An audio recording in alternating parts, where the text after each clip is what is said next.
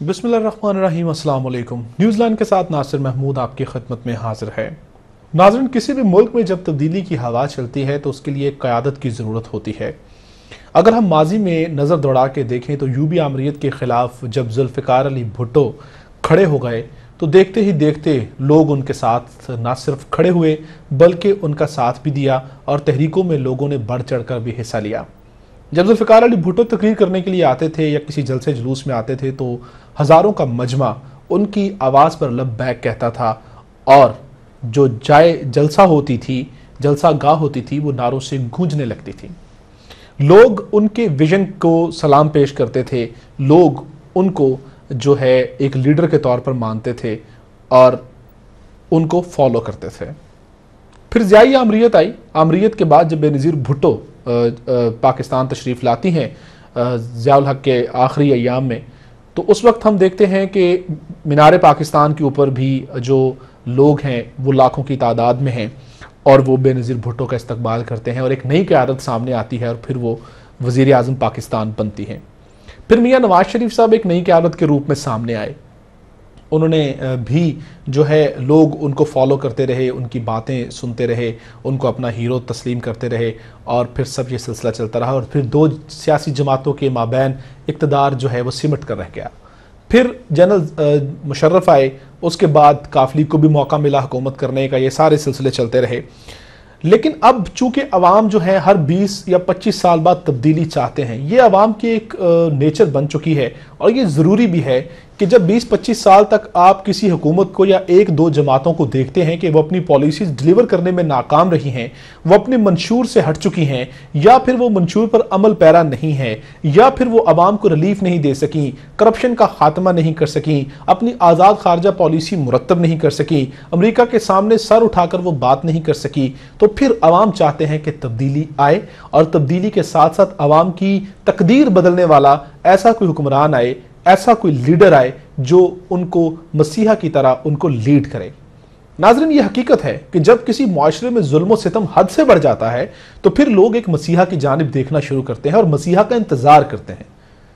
माजी में जब नबी आया करते थे तो फिर यह होता था कि जब किसी इलाके में कुफ्र और शिर्क हद से बढ़ जाता था, जुल्म हद से बढ़ जाता था, लोग अपने बच्चों को दफन करने लगते थे, तो फिर अल्लाह पाक उस मुआशरे में, उस इलाके में नबी माबूस फरमाया करता था जो उनके मसाइल हल करता था। फिर हजूर करीम सल्लल्लाहु अलैहि वसल्लम चूँकि आखिरी नबी हैं, उनके बाद कोई नबी नहीं आएगा, तो फिर अल्लाह पाक ने जो औलिया कराम हैं उनको भेजा। अल्लाह पाक ने औलिया कराम के ज़रिए दीन की तबलीग भी की और लोगों के मसाइल हल भी किए।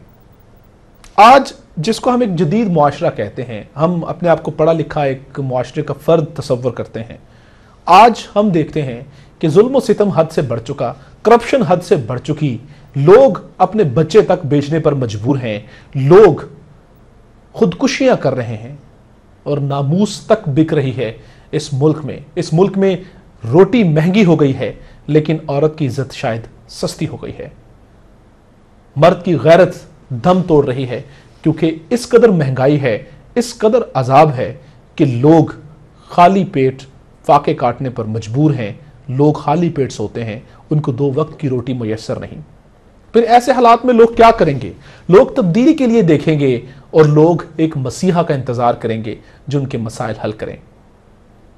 पाकिस्तान में इमरान खान ने एक आवाज बुलंद की है तब्दीली की। गो के 15 साल उन्होंने तहरीक चलाई है, लेकिन अब इमरान खान साहब ने जो तब्दीली की आवाज बुलंद की है, फिर लाहौर का जो जलसा है उसने बड़े बड़े मुबस्सिरीन की आंखें खोलने के साथ साथ अमेरिका और यूरोप को भी तशवीश में मुब्तला कर दिया है। जिस तरह से नौजवानों का ठाठे मारता समंदर इमरान खान के जलसे में था, उससे लगता है कि इमरान खान अब शायद एक मसीहा के रूप में आ चुके हैं और लोगों के मसाइल हल होंगे। लेकिन यह भी याद रखने की बात है कि अभी तक इमरान खान के पास कोई ताकत या पावर नहीं है।